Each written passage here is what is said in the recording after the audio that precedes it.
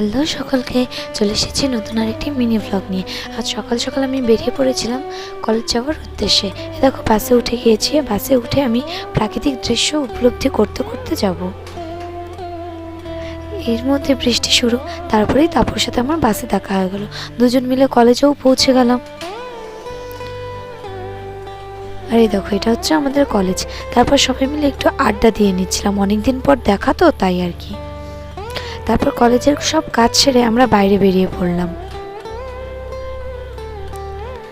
তারপর সবাই মিলে একটু ঝালমুড়ি খেয়ে দেন আবার আমি ফিরলাম বাসে করেই।